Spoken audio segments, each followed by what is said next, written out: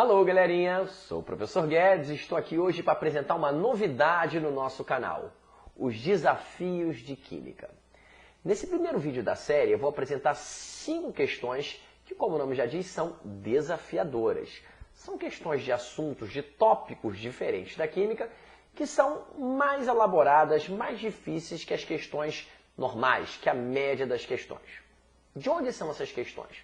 Muitas são inéditas, outras são adaptadas de vestibulares, de provas, de livros antigos, etc., quando as questões eram um pouco mais difíceis. E elas servem para alunos de todos os tipos, tá? De todos os níveis. Você pode ser aluno do primeiro ano do ensino médio, do terceiro ano, do pré-vestibular, você pode ser um professor, tá? Que queira alavancar os seus estudos, que vai fazer um concurso ou para magistério, ou para o mestrado, doutorado, porque são questões mais elaboradas e o nome já diz, mais desafiadoras. Eu estou muito feliz de inaugurar essa série aqui no canal, porque a gente está precisando alavancar um pouco o ensino de Química, né? Elevar um pouco o nível desse ensino, principalmente no nível médio. Então eu vou apresentar aqui primeiro os desafios, depois a gente vai tentar resolvê-los aqui em conjunto, ok? Bom, a primeira questão aqui, desafiadora, é uma questão sobre equilíbrio químico, é uma questão quantitativa, mas que envolve perturbação de equilíbrio. Nem a matemática é complicada não, mas como calcular uma perturbação de equilíbrio na química? Daqui a pouco a gente resolve essa questão. A segunda questão já é uma questão de química orgânica, de reações orgânicas. Geralmente um tópico que fica lá no final do ensino médio e muita gente passa aí por ele batido, né? Mas é uma reação orgânica em retrossíntese, ou seja, você tem que saber quem é o reagente que gera aquele produto. E aqui tem reação em etapa, uma após a outra. O produto de uma reação é o reagente da outra. Vai ficar legal. Terceira questão, radioatividade. Geralmente as questões de radioatividade são fáceis, né? As questões sobre minha vida geralmente são fáceis, a não ser quando acontece mudança de unidades ou quando acontece equações exponenciais um pouco mais elaboradas. Repare aqui que eu estou te dando log de 2, log de 5. Daqui a pouco a gente vê essa questão de radioatividade. Essa quarta questão é uma questão que eu tirei do Solomons, da versão em inglês do Solomons, que é um famoso livro de química orgânica de nível superior. Também é uma questão de retrossíntese, mas ela é muito bem elaborada, essa questão do Solomons. E a quinta e última questão, uma questão adaptada de uma prova antiga do ITA, que era de múltipla escolha, e eu transformei aqui em discursiva. Era uma questão do tipo prove que, né? Eu transformei aqui na discursiva, você não tem que provar nada, mas é uma questão muito bem elaborada sobre relações numéricas fundamentais. Então aqui estão lançados os 5 desafios desse primeiro vídeo do canal. Vamos começar a resolver o primeiro? Bom, a primeira questão, como eu já falei de equilíbrio químico, diz o seguinte: em um reator fechado com 10 litros de capacidade, há uma mistura em equilíbrio contendo 0,1 mol de H2, 0,1 mol de I2 e 0,8 mol de HI a 400 graus Celsius. Se meio mol de HI for adicionado à mistura, quais serão as concentrações de H2, I2 e HI depois que o equilíbrio for restabelecido? Ou seja, houve uma perturbação de equilíbrio. Bom, primeiro passo para resolver essa questão discursiva, bem curtinha, é montar o equilíbrio químico. Como o nome já diz, como o texto já diz, está em equilíbrio H2, I2 e HI. Como é que fica esse equilíbrio? H2, que é um gás famoso, reagindo com o I2, também estou supondo aqui que o I2 está no estado gasoso, entrando em equilíbrio, ou seja, a reação é reversível com HI.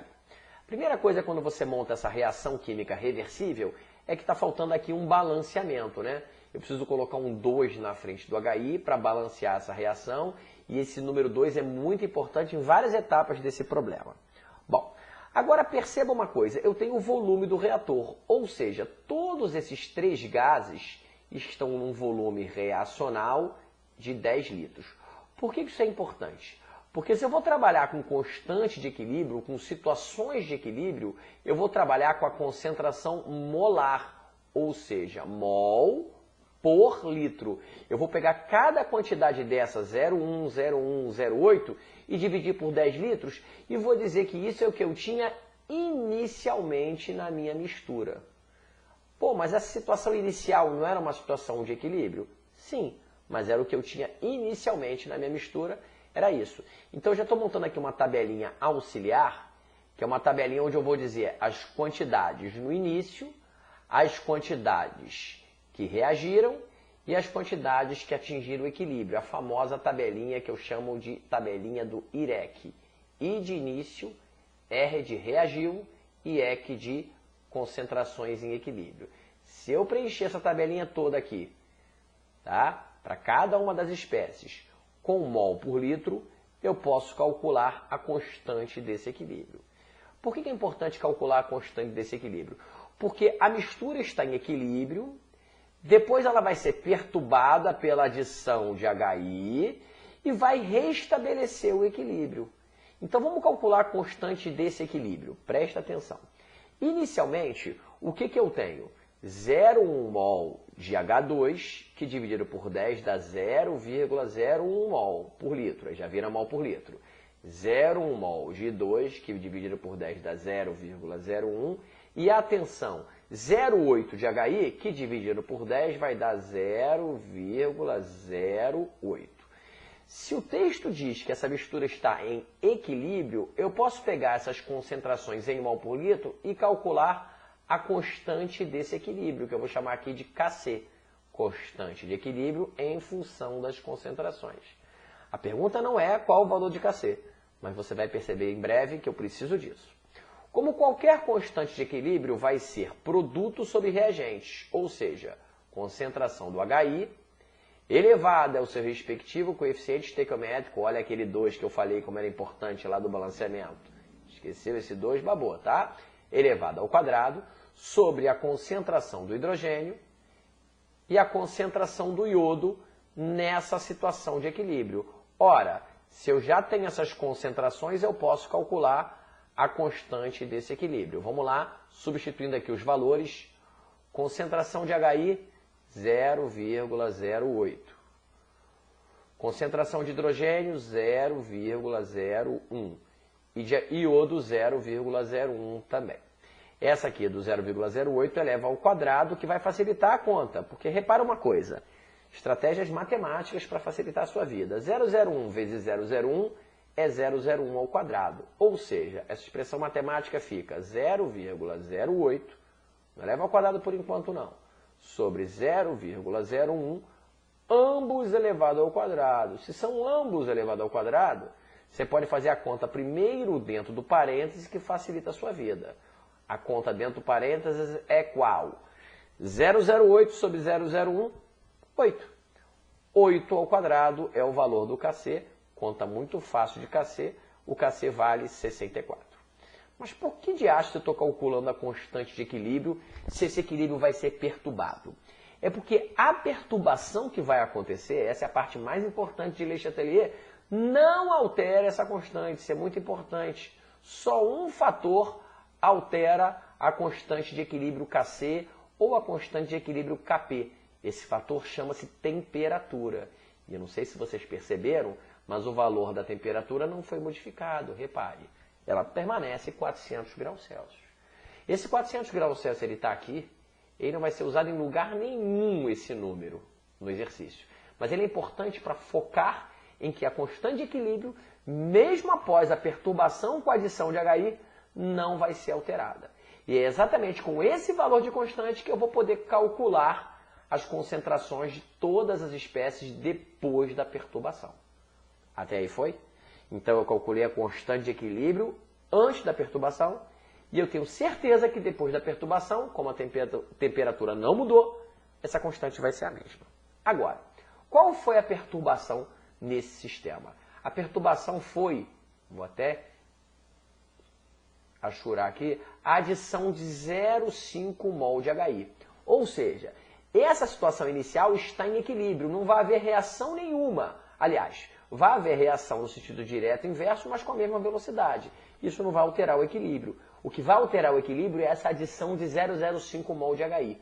Com essa adição de 0,05 mol de HI, vamos prestar atenção agora nessa parte que é muito importante, tá? Quando você aumenta a concentração de HI dentro do reator, o equilíbrio vai ser perturbado e se desloca no sentido inverso. Ou seja, essa quantidade 001 vai aumentar, essa concentração 001 vai aumentar e essa concentração 008 vai diminuir. Vai diminuir por quê? Porque houve uma adição, já estou adicionando aqui no início, de 0,5 mol de HI. De novo, 0,5 mol de HI num reator, não esqueça disso, de 10 litros vira 0,05, ok? Bom, se você quiser somar isso aqui, dá 0,13. Essa é a perturbação sofrida pelo sistema. O que essa perturbação vai provocar? Mudança nas concentrações. Que mudanças são essas? Eu não sei. Se eu não sei, eu chamo de X. Então, o que vai reagir aqui, o que vai ser produzido aqui, ó, de hidrogênio, eu estou chamando de X. O que vai ser produzido aqui de iodo, eu também estou chamando de X, porque a proporção é 1 para 1. E o que vai ser produzido aqui de HI, atenção, o que vai reagir aqui de HI não é X, e sim 2X. Porque a proporção da reação é 1 para 1 para 2. Não esqueça isso. Eu costumo sempre colocar um asterisco aqui para lembrar que esse R de reação significa que tem que seguir a estequiometria da reação. Por isso, o balanceamento da reação é importante, mesmo ela sendo reversível. Se a reação é 1 para 2, o que fica ali na reação? X, X e 2X. Até aí foi? Beleza. Vamos terminar de preencher a nossa tabelinha do IREC. Esse 0,01 mol por litro que eu tinha no início vai se somar ao X, que foi a perturbação, foi o fator da perturbação. Eu não sei qual o valor de X, mas eu sei que vai se somar. E por que somar? Essa é a parte que muita gente erra. Porque o equilíbrio foi deslocado no sentido inverso, ou seja, essa quantidade vai aumentar. Mesma coisa aqui, ó, 0,01 somado a X. Estou fazendo coloridinho para ficar didáticozinho. Tá? E aqui você vai ter essa quantidade que é 0,13, essa concentração que é 0,13 mol por litro, e agora, atenção, subtraída de 2x. Por que subtraída de 2x e não somada? Porque a reação está se deslocando no sentido inverso. Por isso você entra aqui com subtração. Bom, montei essa tabela do IREC e fiquei com vontade de descobrir o valor de x. Aliás, foca na pergunta. Quais as concentrações de hidrogênio, iodo e HI depois que o equilíbrio for restabelecido? Com esse restabelecimento do equilíbrio, eu conseguiria saber essas concentrações se eu tivesse o valor de x, né? Adivinha o que eu vou fazer para descobrir esse valor de x? Como a constante de equilíbrio não se altera com a adição de uma substância ou com mudança de pressão, ela só se altera com variação de temperatura, o que não ocorreu nesse problema, eu vou pegar e montar de novo a expressão da constante de equilíbrio, similar ao que eu fiz ali, ó, anteriormente, naquela primeira situação de equilíbrio, só que agora eu tenho o valor da constante de equilíbrio calculada pela primeira situação de equilíbrio. O valor da constante é 64. Aqui no lugar do Cassi eu vou colocar o número 64. O que vai acontecer é que essa expressão de produto sobre reagentes vai ficar em função de x. Ora, se eu tenho uma expressão em função de x, eu chego a uma equação matemática. Tudo bem que essa equação vai ser do segundo grau, mas eu vou te explicar uma estratégia matemática rapidinho para fugir dela. Vamos lá. Concentração de HI no equilíbrio. Nesse novo equilíbrio, vamos colocar aqui os valores 0,13, que era a concentração inicial, menos 2x, que foi o que reagiu por conta da perturbação. Isso vai ter que elevar ao quadrado, já mostrando que o x vai cair numa equação do segundo grau. Embaixo, 0,01 mais x vezes, repara que esses dois números aqui são iguais, 0,01 mais x. Ora, 0,01 mais x vezes 0,01 mais x é 0,01 mais x ao quadrado. Opa, está aqui a estratégia matemática para a gente fugir da equação do segundo grau. Repara que a primeira expressão, o numerador aqui tem x e está elevado ao quadrado. O denominador também tem x e está elevado ao quadrado. Como eu fiz aqui em cima, se os dois estão elevados ao quadrado, eu posso fazer a conta por fora, ou seja, 0,13 menos 2x sobre 0,01 mais x, ambos ao quadrado. Não pode cortar quadrado de cima com quadrado de baixo, não. Bom, isso não evita a equação do segundo grau. Vai evitar quando você prestar atenção no número que você tem aqui. O número que iguala a essa quantidade é o 64, que é o quadrado perfeito aqui, ó. 64 é 8 ao quadrado. Então, isso é uma estratégia matemática sensacional, porque agora sim, se eu tenho quadrado de um lado e quadrado do outro, eu posso cortar o quadrado de cada lado da equação e transformar a minha equação, que era uma equação do segundo grau, numa equação do primeiro grau. Óbvio, se você quiser fazer pela equação do segundo grau, por Bhaskara, x igual a menos b, mais ou menos raiz de delta sobre 2a, pode, mas vai dar um trabalho enorme. Tem essa estratégia matemática que é muito legal. E aí a nossa conta fica simplificada. 0,13 menos 2x, vou passar esse denominador para cá, já multiplicando pelo 8, tá legal? Vai ficar 0,08, atenção matemática aqui rápida, mais 8x. Se eu passar x para o mesmo lado, vai ficar 10x, igual a 0,13 menos 0,08. Bom, 0,13 menos 0,08 dá 0,05. Bom, preste atenção agora. Se 10x é 0,05, o x vale 0,005. E se o x está dentro de uma tabela em mol por litro, ele sai na unidade mol por litro. Com o valor de x calculado, eu posso dizer as concentrações de cada espécie no equilíbrio. Repara, a concentração de hidrogênio é 0,01 mais x, ou seja, esse número mais 0,005. Então, o que vai ficar? 0,01 mais x dá 0,015. A concentração de hidrogênio, que aliás vai ser igual a de iodo, tá? Repara que hidrogênio e iodo, mesma concentração. Vai ficar 0,015, exatamente, mol por litro. Tanto hidrogênio quanto iodo. Já a concentração do HI é 0,13 menos o dobro desse número. Ora, o dobro desse número é 0,01. 0,13 menos 0,01 dá uma concentração de 0,12. Então, a concentração de HI igual a 0,12 mol por litro. Esses aqui são os gabaritos dessa questão trabalhosa sobre perturbação de equilíbrio.